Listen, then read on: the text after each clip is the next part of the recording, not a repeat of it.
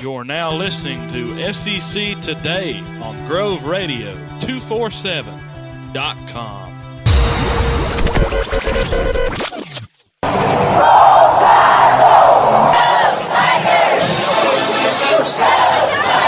First down, Ole Miss.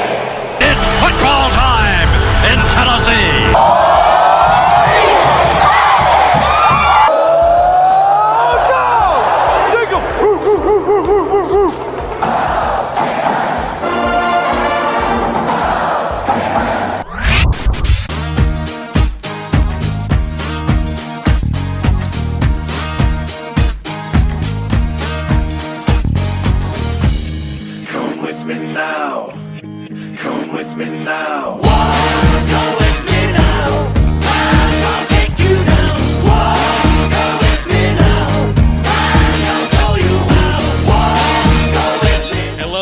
Welcome to the SEC Today Bowl Preview segment. We're here to talk a little bit about the show, what's coming up here at the start of 2015. This is Dillon Hutton along with Hunter Kirk live from Texas here talking to me, and I'm in Virginia. Here soon we'll be meeting up in Oxford to do a show. Hunter, how are you? I'm doing well, man. How are you doing? I'm doing all right. It's funny what you can do with the internet and a laptop. Oh, definitely. We're doing this over a Skype kind of call thing, and we're just gonna, broadcast it off and let the people hear what we got to say. Yeah, we're gonna break down this Ole Miss TCU matchup in the Peach Bowl here in just a few minutes. But first, I'll tell you a little bit about what we've got planned here for you at the start of the year. We're starting a show called SEC Today. It will be a show on Grove Radio 247.com. It's a internet radio network, best way to word it there. And Cassius Ware, former Ole Miss Rebel linebacker, is the owner of Grove Radio, and we hope that you all are ready for the launch. We're going to launch it in late January. The website is being built as we speak, and if you haven't already, go like our Facebook page, SEC Today on Facebook. We're already starting to put some game scores and stuff, and as of today, we've started with content. So it's going to be an exciting venture here within the next year. Oh, definitely, and I'm looking forward to working with you, Dillon. And I think this SEC Today show could be one of the biggest, maybe, as the year goes on. Yeah, hopefully we can build it up, and I think it's definitely got some promise, that's for sure. And if you haven't already, go like the Grove Radio Facebook page. That's the official place where we'll be broadcasting from. But with that, let's go ahead and talk Chick-fil-A Peach Bowl. Number 9 Ole Miss versus number 6 TCU in Atlanta on New Year's Eve at 12:30 on ESPN. One would say it's probably the best game in the bowl series, not talking about the playoff games. Ole Miss comes into the game. We're going to sort of compare the passing yards right here with Ole Miss and TCU. 275 yards per game passing for Bo Wallace and the Rebels. That's 30th overall in the nation. And TCU comes in 7th overall, 332 yards per game in the air. So two good passing attacks going at it, Hunter. Oh, definitely. And, the biggest thing I see from this passing attack is TCU being, 7th overall in passing with 332 yards passing per game. With this Ole Miss secondary, Senquez Golson, Cody Pruitt, Trey Elson, all those guys, I think that's going to be the kind of one of the keys to the game is TCU. They're going to have to learn to throw with this secondary. Ole Miss, number 1 scoring defense in the country, only giving up 13.8 points per game. And they're going against pretty much the top scoring offense in the country. And, throw against this team, throw against this Ole Miss team. It's going to be tough for Trayvon Boykin, that TCU team. But it's going to be interesting to see how they can throw on this team. It's definitely going to be an interesting matchup in that perspective. Let's turn and look at the rushing yards. Ole Miss is averaging 167 yards per game on the ground. That gets them a 61st overall position in the national rankings in the per-game rush category. Rushing yards for the Horned Frogs, 209 yards per game, 37th overall. So a considerable difference there in the rushing attack. But Ole Miss has come on strong with the running game and got very creative in the Egg Bowl. Oh, definitely, and that's where the biggest run game came from, was in that Egg Bowl against Mississippi State. That's when it seemed like the run game finally came alive in the last game of the season. Unfortunately, it had to take until the last game of the season. It would have been kind of interesting to see if we would have had a run game against losses against like LSU and Auburn. If you would have had a run game with those, what the score would have been in those games. But Jalen Walton, I think you mentioned he has 560 rushing yards, 5 TDs on the season.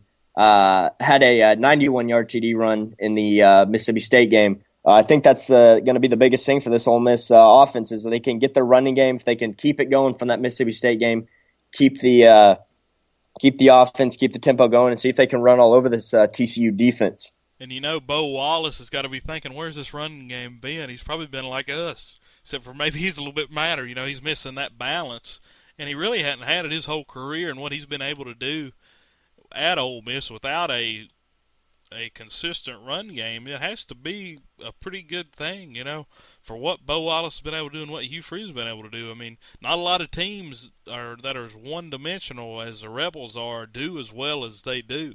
So that's pretty impressive for them. Looking at points for, Ole Miss is 58th overall in points per game, 30 points per game for the Ole Miss Rebels, 46 for TCU. That's second overall in the nation. So definitely coming from the Big 12, a team that knows how to score. Oh, definitely. And like you said, TCU averages 46.8 points per game, which is second in the country, only behind Baylor, who averages 48 points per game. And if you keep going down, Ole Miss has the number one scoring defense, only giving up 13.8 points per game. So this is going to be a number one scoring offense versus a number one scoring defense. And I think that just makes an interesting matchup in itself. But I think, defense always seems to come out, and they seem to win championships, win games. So it's gonna be very interesting to see this Ole Miss defense with these seniors, and Cody Pruitt, Senquez Golson. These guys want to go out on a high note. It's gonna be interesting to go against this TCU offense with Trayvon Boykin, who's rushed for over 660 yards this year. Yeah, that's the key matchup there. Excuse me. And the last key note, you said Ole Miss gives up 13.8 per game. TCU only gives up 20.3 game, and that gets them a top 20 ranking at 16th. So an impressive defense coming out of the Big 12. Oh, definitely. And this is going to be two, top 20 defenses going at each other. And, Trayvon Boykin being one of the top quarterbacks in college football, going against Bo Wallace, who has potential to be one of the top quarterbacks in college football. It just depends which Bo shows up, good Bo or bad Bo in this game. Yeah, I think they're going to need good Bo, and I think he'll show up. So I'll give you a little bit more of my take on the Bo Wallace story here in a few minutes. Let's go ahead and let you do the keys to the Peach Bowl. Okay, well, let's start off with Ole Miss keys to the game. I'll just name all three real quick. They got to run the ball effectively. They've got to force third and longs on defense, and Bo cannot force anything. Running the ball effectively, they're going to have to get the run game going. They're going to have to keep it going from the Mississippi State game. I think that's the number one key. Second, the force third and longs on defense. Trayvon Boykin is a runner. If you get him in enough third and twos, third and threes, he's just going to take the ball. He's going to run to the left or the right. He's going to throw a quick low out pass. They're going to get the first down probably almost every time. So they've got to force these third and longs on defense. And then the third thing for Bo, he cannot force anything downfield like he did in the Arkansas game. 2 different times in that Arkansas game, he had players wide open in the end zone. And he just lobbed it up. And the Arkansas defense just went up and intercepted both of those passes they did. So Bo has not got to force anything. He's got to let the system play out, let the plays develop, let the receivers get open, and make the right decision on who to throw it to. Now let's switch it over to the TCU keys to the game. I'll name off all 3 real quick. They've got to soften up the defense using Trayvon Boykin as a runner. Don't let the TCU defense work as much. Let Trayvon Boykin run the ball against this Ole Miss defense, because this Ole Miss defense against the running game is not particularly their strength. It's one of their weaknesses. So Trayvon Boykin has got to run the ball. Second, they've got to push the tempo on offense. Make sure Trayvon Boykin has got the game in control. Make sure he knows what he's doing, making the right decisions, making the right passes. And the third thing, stop the Ole Miss newfound run game. Force them to pass. Ole Miss will not have their top 2 receivers in Laquan Treadwell and Vince Sanders. So they, like I said at the beginning, Ole Miss is going to have to get the run game going, but they're also going to have to throw the ball, because you got to be 3-dimensional with the defense as well.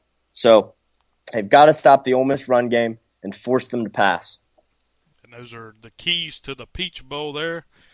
And those are some very good keys. We've got about a minute left in this segment. Hunter, go ahead and give me your prediction for the Peach Bowl. Well, I think Ole Miss wins this game 35-31. I think Bo's going to show up. I think it's going to be good Bo, and they're going to get the offense going. And I think this Ole Miss defense is going to stop this TCU team on enough drives. And I think Ole Miss wins this game. What do you think, Dillon? I've got Ole Miss in this one as well. I think they're going to come back from Atlanta to Oxford with the Peach Bowl trophy. I think it'll be a huge win for them. I think this defense is going to prove themselves once again. The Land Sharks will be swarming in the Georgia Dome. I think Ole Miss gets it done 31-28.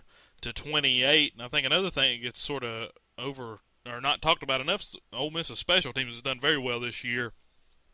When you go back and look at what Ole Miss's special teams did at the end of last year with Andrew Ritter, the way he performed, there was a lot to be displayed. But with 10 seconds left in this segment, I've got Ole Miss. And up next, we've got the college football playoff. Welcome back here to the SEC Today bowl preview show. Here's the Dillon Hutton along with Hunter Kirk.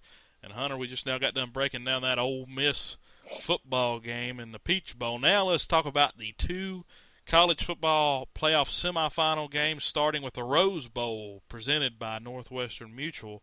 Number 2 Oregon versus number 3 Florida State in Pasadena on New Year's at 5 p.m. on ESPN. What do you expect out of this ball game? Well, the biggest thing I see from this game is, we've seen the Florida State team play all year against the ACC competition. ACC is not particularly known as one of the top football conferences in the country. They've squeaked out these wins. They've also got some pretty impressive wins. They were down 21-0 to Louisville, came back in that game, won. They beat this rising Miami team, and they beat Notre Dame. So this Florida State team knows how to win. They can win. But when I see this Oregon team with Marcus Mariota going against Jameis Winston, the past 2 Heisman winners, this Oregon team, if you just look at their schedule, the second game of the season, they played number 7 Michigan State. They won that game 46-27. They played Arizona on October 2nd. This was when Arizona was unranked. They lost that game 31-24. The next week, they played number 18 UCLA, won that game 42-30. Then they played number 17 Utah.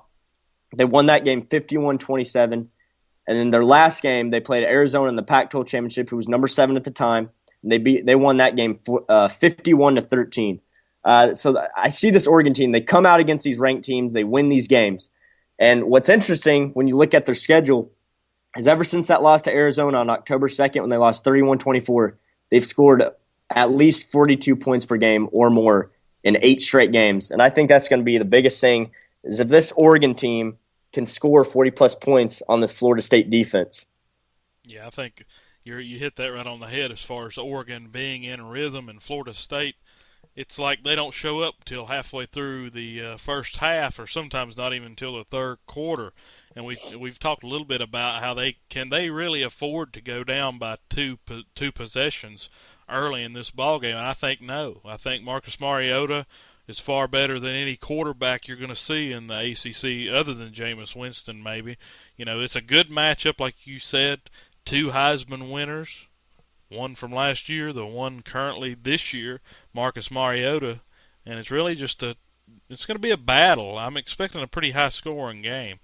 Oh, definitely. And with the Florida State team, like you just mentioned, I do agree. I think if Florida State finds themselves down by 2 possessions at least, I think Oregon wins this game. I don't think Florida State can come back from a 2. I mean, we've seen them come back against Louisville. It was a 3-possession game, but this Oregon team is very good, very complete. There's a reason that they're the number 2 team in the country. So I think if they find themselves at least down by 2 possessions, I think Oregon wins this game.